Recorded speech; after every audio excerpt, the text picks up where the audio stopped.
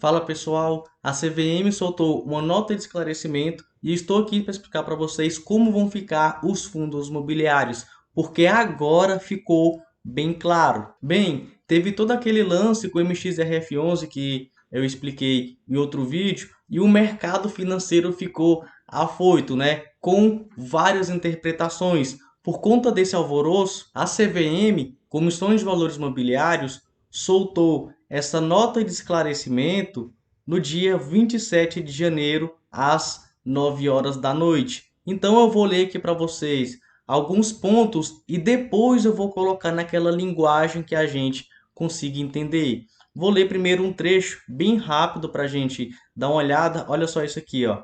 Os fundos imobiliários têm discricionariedade para definir os valores a serem distribuídos aos cotistas.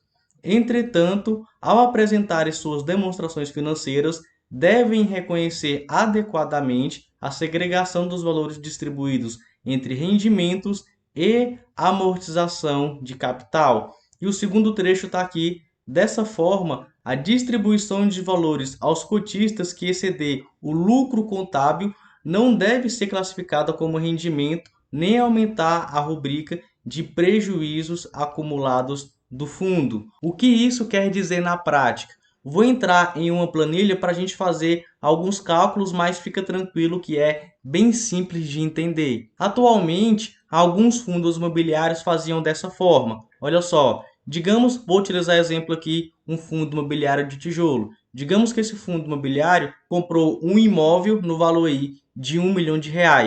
Posteriormente, alugou aquele imóvel por R$ 10 mil mensais. E eu vou desconsiderar aqui a questão das despesas para ficar mais simples de entender. Então, digamos que o fundo iria distribuir de rendimento esses R$ 10 mil, porque aqui está respeitando aquela alíquota mínima de 95%, por enquanto aqui está tranquilo, está respeitando a legislação. Então ele pegava esses R$ 10 mil aqui e falava, não, isso aqui a gente está distribuindo em forma de rendimentos. Ou seja, alguns fundos imobiliários não estavam levando em consideração a valorização ou a desvalorização dos seus ativos. No caso desse exemplo, esse fundo imobiliário não estava levando em consideração a valorização ou desvalorização do seu imóvel. E a CVM veio simplesmente para esclarecer que tudo aquilo que o fundo distribuir que for superior ao lucro contábil, ou seja, levando em consideração essa desvalorização e valorização dos ativos, deve ser visto como amortização ou devolução de capital aos cotistas. Ou seja, continuando aquele exemplo, temos aqui agora o seguinte: a gente vai levar em consideração a valorização e a desvalorização do imóvel do fundo imobiliário aqui que a gente está servindo como exemplo. Então vamos lá, ó. Valor do imóvel, R$ 1 milhão. Aí aquele imóvel passou por uma reavaliação. Logo, aquele fundo imobiliário não está com o imóvel valendo R$ 1 milhão, porque teve aqui uma reavaliação que abaixou o valor daquele imóvel em R$ 5 mil. Logo, o valor daquele imóvel atualizado está aí, ó, R$ 995 mil. Mas ainda temos um porém. O fundo imobiliário alugou aquele imóvel e ainda está recebendo o aluguel de R$ 10 mil mensais. Mas como no lucro contábil leva em consideração a valorização e a desvalorização do imóvel, agora teríamos aqui um lucro contábil de R$ 5 mil, que é esses R$ 10 mil do aluguel, menos esses R$ 5 mil que teve essa desvalorização daquele imóvel. E agora, quanto que esse fundo imobiliário poderia distribuir? Porque de um lado a gente tem um lucro caixa de R$ 10 mil, né, que é aquela renda ali, aquele aluguel. Claro que aqui eu não estou considerando a questão das despesas para ficar mais simples da gente interpretar. Então temos aqui um lucro caixa de R$ 10 mil e um lucro contábil de R$ 5 mil, porque teve aquela desvalorização do imóvel desse fundo imobiliário que está servindo para a gente como exemplo. Quanto que esse fundo imobiliário consegue distribuir em forma de rendimento para a gente? E aqui é importante frisar o que diz a nota de esclarecimento da CVM. Olha só, os fundos imobiliários têm discricionariedade para definir os valores a serem distribuídos aos cotistas.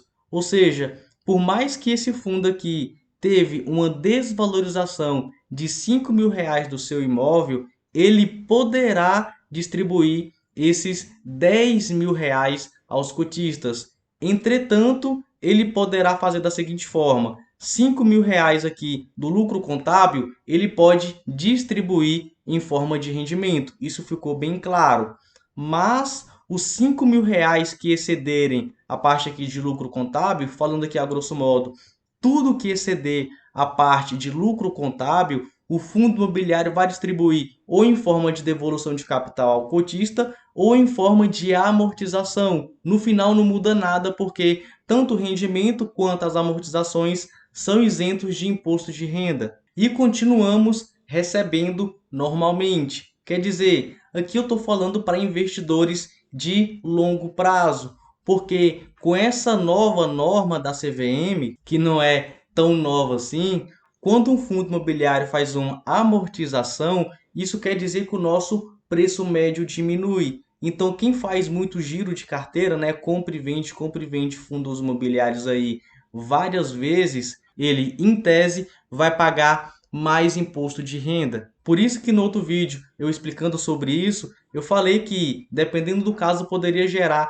20% de imposto de renda. Não foi a respeito da amortização, foi devido a isso. Porque quando o fundo faz uma amortização, o nosso preço médio cai. E se a pessoa no futuro vende aquele fundo imobiliário, né, a cota daquele fundo imobiliário, ele, em tese, vai pagar mais imposto de renda. Enfim, é isso. Gravei esse vídeo só para tranquilizar vocês. Os fundos imobiliários continuam de pé, firme e forte. E para quem investe por longo prazo, praticamente aí temos que não muda nada. Fico por aqui. Grande abraço.